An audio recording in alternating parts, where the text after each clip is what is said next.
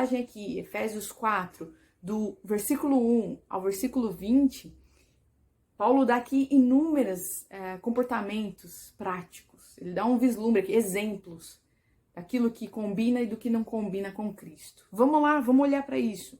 Primeiro vamos falar sobre o que não combina. Coloquei aqui destacado em vermelho. As coisas que não têm a ver com o cristão, com os filhos da luz, com os filhos da obediência, com aqueles que seguem a Jesus. Primeiro de tudo, Paulo diz assim, fuja da imoralidade sexual. Ponto. Imoralidade sexual não tem a ver com o cristão, gente. E eu convido você a assistir um dos vídeos que eu fiz falando a respeito dos 4 gigantes que nós enfrentamos aqui no Brasil, onde um deles é a imoralidade sexual. A igreja enfrenta isso, gente, levando em consideração a nossa cultura, o nosso momento histórico, essa pressão social, ideológica, filosófica, o politicamente correto, levando em consideração todas essas coisas, um desafio que a igreja brasileira enfrenta é a imoralidade sexual. E lá eu trago um panorama, uma compreensão a partir das escrituras, o que se caracteriza e se configura como imoralidade sexual. Então, se você quer se aprofundar nisso, busque lá, assista esse vídeo e faça suas leituras, porque lá também eu indico algumas passagens onde vocês podem ler, estudar, meditar e orar e colocar diante do Senhor essa área da vida de vocês também. O Senhor, como Paulo disse aqui, eu digo para vocês, procurem saber em Deus o que agrada a Ele com relação à sua vida sexual, por exemplo, como casado. O que agrada ao Senhor, o que condiz com a proposta de Deus aos homens com relação à sua vida sexual. Busque isso no Senhor. É muito mais proveitoso você orar do que simplesmente eu ficar aqui falando para vocês pode, não pode, é certo ou é errado. Busque você em Deus, crescer espiritualmente e ouvir do Espírito Santo. Conhecer Cristo, conhecer a mentalidade do reino, para entender o que é imoralidade e o que não tem nada a ver com a proposta de Deus para os homens e as mulheres com relação à vida sexual. Segundo ponto, ele fala assim, a avareza. O que é a avareza? É o apego ao dinheiro, às coisas materiais.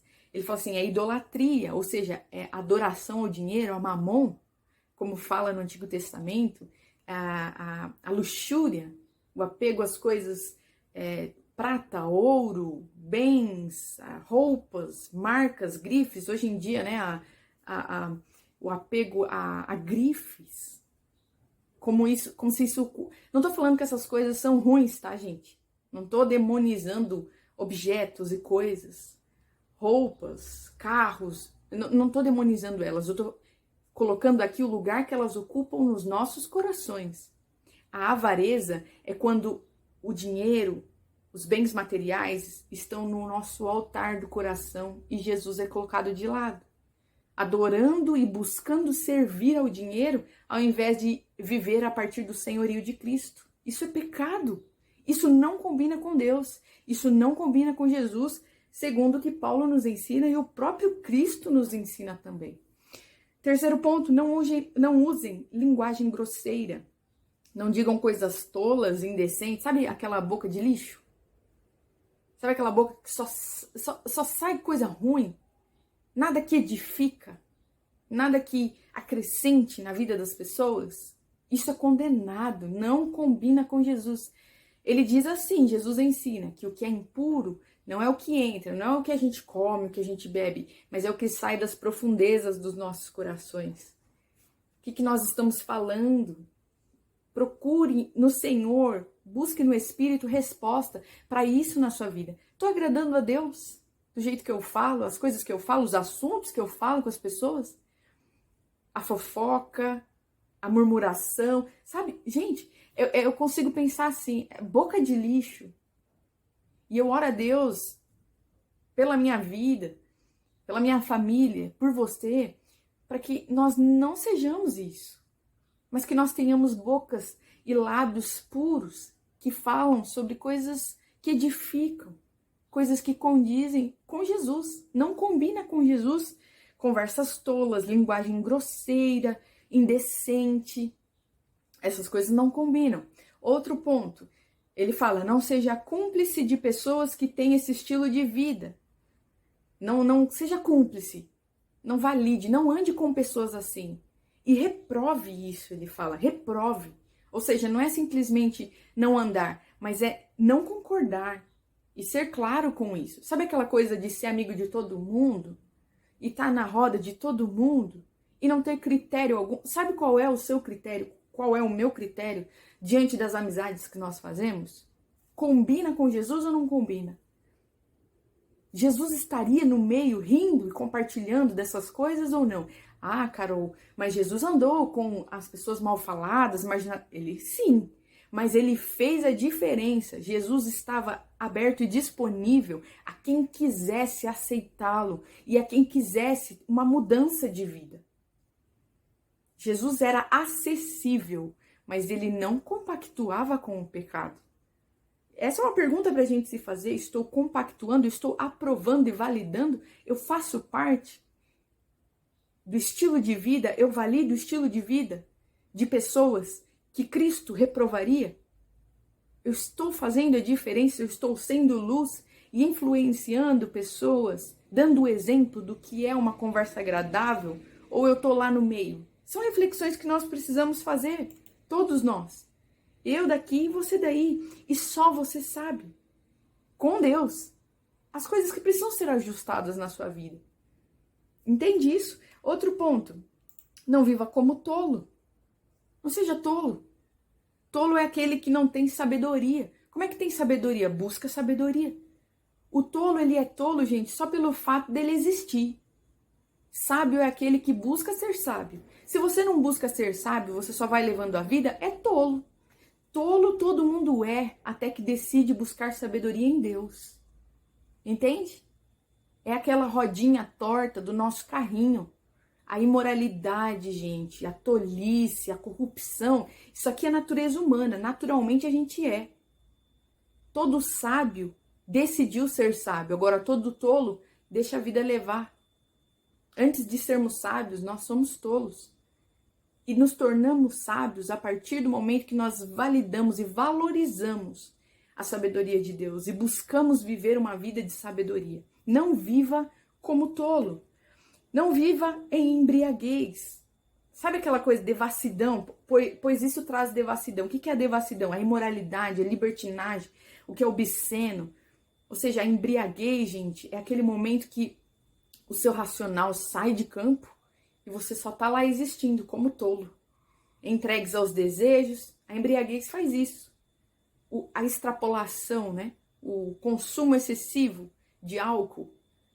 Não tô falando aqui pode, não pode, deve ou não deve. Eu estou falando do que é reprovado aqui.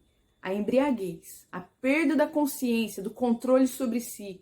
Paulo está alertando. Isso aqui produz devassidão. Ou seja, você entrega a sua capacidade de decisão, de racionalização à bebida, ao ambiente. Isso não é agradável a Deus. E nós precisamos zelar por isso. Nós precisamos tomar cuidado com essas coisas. Pedir perdão e estarmos de acordo com a vontade de Deus para as nossas vidas. Por último, agora para encerrar, eu quero trazer para vocês os pontos positivos. Então nós desconstruímos o que é reprovado e vamos trazer aqui a proposta de Deus. Aquilo que condiz com o Senhor. Primeiro de tudo, como nós temos conversado, tratem de descobrir o que é agradável a Deus. Eu vou repetir isso aqui, gente. É muito além do que chegar para vocês aqui e falar: crente não faz isso, crente faz aquilo, crente não usa isso, crente não faz isso, crente usa, crente não usa, crente bebe, crente não bebe.